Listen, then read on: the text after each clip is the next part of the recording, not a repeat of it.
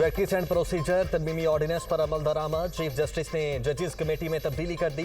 Justice Munib Akhtar की जगह justice Aminuddin committee का हिस्सा बन गए।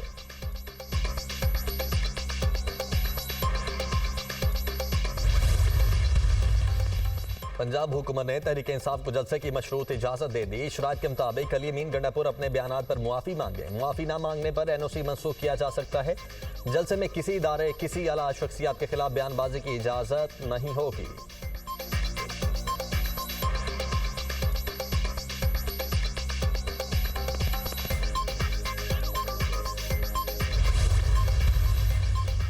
तरामीम का मकसद अशराफिया के कब्जे को मजबूत करना है। मुल्क इस तरह नहीं चलते। मुसवदे के 28 सफ़ात में अवाम के बजाय सारी बातें अशराफिया से मुतल्लिक हैं। तरामीम अवाम की सहूलियात के लिए होनी चाहिए। मुल्क में इत्तेफाक को ख़त्म करने के बजाय इत्तेफाक पैदा करना होगा। सरबराह अवाम पाकिस्तान पार्टी शाहिद खाकान अब्बासी की मीडिया से गुफ्तगू। आइन अदलिया को तहस नहस करने की हिमायत नहीं करेंगे। कोशिश करेंगे कि हुकूमत को गलत कानून साजी से रोकें। हमारा मौक़िफ़ शख्सियात को सामने रखने की बजाय अदालती इस्लाहात की जाएं।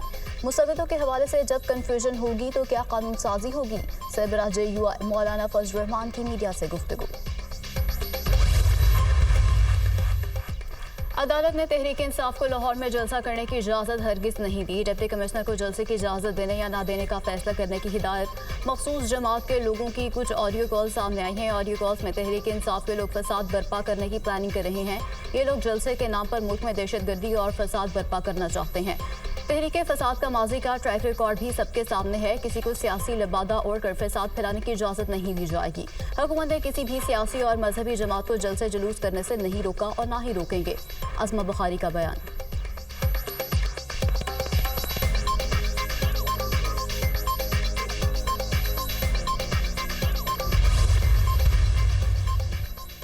तहरीक इंसाफ का कल लाहौर में जलसा। इंतजामिया ने मीनार पाकिस्तान के अतराफ में कंटेनर्स खड़े कर दिए। अपोजिशन लीडर अहमद भच्चर की मीनार पाकिस्तान आमद।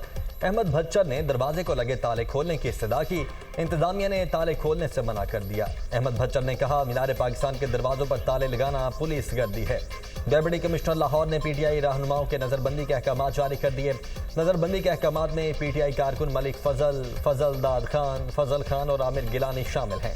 पंजाब हुकूमत के आला सतह के इजलास में फैसला। 9 मई के मफरूद 3700 अफराद को गिरफ्तार करने का फैसला।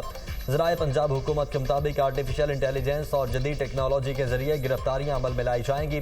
पंजाब पुलिस की जानिब से टीमें तश्कील दे दी गई।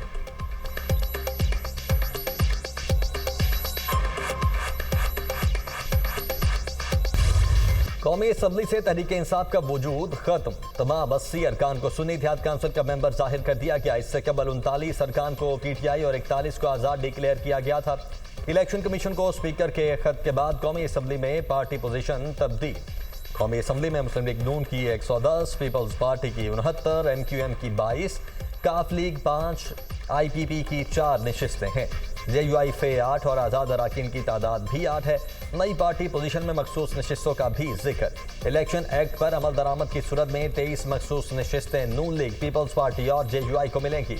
मुस्लिम लीग नून 15, पीपल्स पार्टी 5 और JUI को 3 मखसूस नशिस्तें मिलेंगी।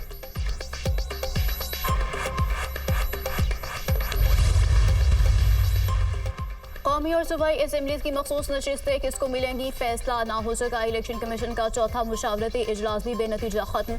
इलेक्शन कमीशन का कानूनी माहिरीन से मुशावरत जारी रखने का फैसला। इलेक्शन कमीशन का इजलास पीर को दोबारा बुलाए जाने का इम्कान।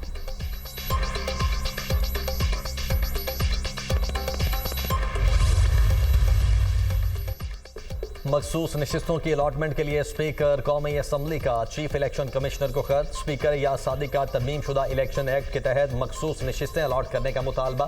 खत के मतन में कहा, तरमीमी इलेक्शन एक्ट के तहत किसी सियासी जमात में शामिल होने वाला आज़ाद रुकन अब पार्टी तब्दील नहीं कर सकता। तरमीम शुदा इलेक्शन एक्ट का इतलाक 2017 से किया गया है। तरमीम शुदा इलेक्शन एक्ट पर अमल दरामद इलेक्शन कमीशन की आईनी और कानूनी जिम्मेदारी है। स्पीकर पंजाब असम्बली का इलेक्शन कमीशन को खत के मतन में कहा, पंजाब असम्बली में आज़ाद अरकान पहले ही सुन्नी इत्तेहाद काउंसिल में शामिल हो चुके हैं। अमली तौर पर इन अरकान को एक मरतबा फिर जमात की तब्दीली का मौका दिया गया है। पार्लियामान इससे कबल इलेक्शन तरमीमी बिल पास कर चुकी है। इलेक्शन तरमीमी एक्ट के बाद हालिया फैसले का इतलाक संगीन सूरत हाल पैदा कर सकता है। सुप्रीम कोर्ट का पीटीआई अरकान असम्बली की वाबस्तगी से मुतल्लिक फैसला। पार्लियामेंट की कानून साजी के तनाजुर में अदालती फैसले पर अमल दरामद मुमकिन नहीं। आज़ाद रुकन सियासी जमात में शामिल हो जाए तो दोबारा पार्टी नहीं बदल सकता। स्पीकर सिंध असम्बली अवैस कादिर शाह का रद्द अमल।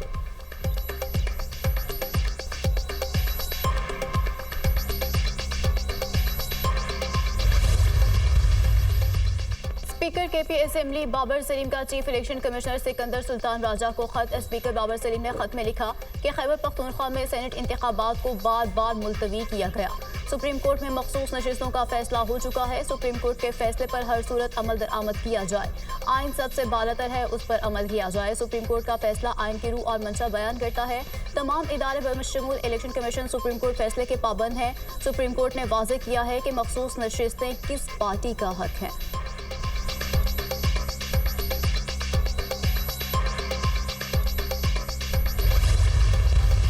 कोशिश करें कि ये ऐसी जमहूरियत को नुकसान ना पहुंचे, आइन जो है वो मजबूत रहे और अदलिया की आज़ादी कायम रहे।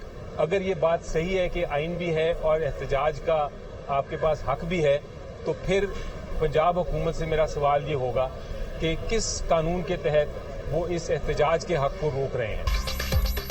हमारी कोशिश है कि जमहूरियत को नुकसान न पहुंचे, आइन मजबूत रहे, अदलिया की आज़ादी बरकरार रहे। हम अपने मनसब और इदारे का गलत इस्तेमाल नहीं होने देंगे। एहतजाज करना, जलसा करना हर शहरी का बुनियादी हक है। पंजाब हुकूमत किस कानून के तहत एहतजाज रोक रही है? कोई जलसे में गलत बात करता है तो कानून के मुताबिक एक्शन लें। तहरीक इंसाफ के रहनुमा बैरिस्टर अली जफर की media talk. Senator Shibli Faraz ने न्यूज़ कॉन्फ्रेंस में कहा, हुकूमत मखसूस नशिस्तों की सूरत में खैरात लेना चाहती है। ये एक सियासी जमात नहीं, आलाएकार हैं। ये बेसाखियों पर चलने वाले लोग हैं, इनसे हुकूमत चल नहीं रही। मुल्क में जंगल का कानून है, अदालती फैसलों को जूते की नोक पर रखा जा रहा है। शहीद जुल्फ़िकार अली भुट्टो ने 73 का आइन दिया, आज उन्हीं का नवासा कुल्हाड़ी लेकर आइन पर ज़रबे लगा रहा है।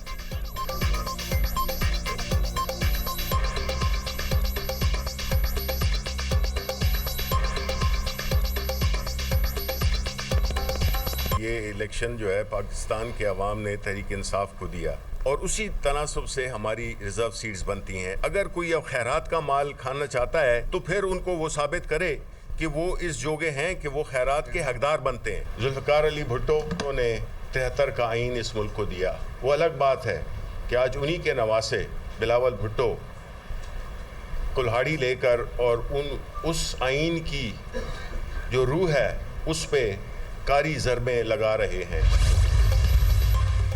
वज़ीर आज़म शहबाज शरीफ की जाती उम्रा में सदर मुस्लिम लीग नवाज शरीफ से मुलाकात। वज़ीर आला पंजाब मरीम नवाज भी मौजूद। मुल्क की मौजूदा सियासी और मुआशी सूरत हाल पर तबादला ख्याल किया गया।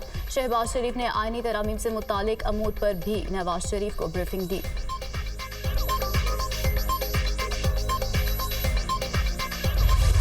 Supreme Court practice and procedure ordinance जारी। सदर मुमलिकत ने प्रैक्टिस एंड प्रोसीजर ऑर्डिनेंस पर दस्तखत कर दिए। प्रैक्टिस एंड प्रोसीजर एक्ट के तहत कमेटी में चीफ जस्टिस पाकिस्तान के अलावा एक सीनियर तरीन जज और चीफ जस्टिस का नामजद करदा जज शामिल होगा। सेक्शन 3 की झैली शिक 2 के तहत समाज से कबल मफाद आमा की वजूहात देना होगी। ऐसे मुकदमात जो पहले दायर होंगे उन्हें पहले सुना जाएगा।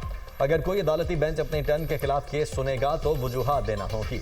हर अदालती केस और अपील की रिकॉर्डिंग होगी और ट्रांसक्रिप्ट तैयार किया जाएगा। अदालती कार्रवाई का ट्रांसक्रिप्ट और रिकॉर्डिंग आवाम के लिए दस्तयाब होगी।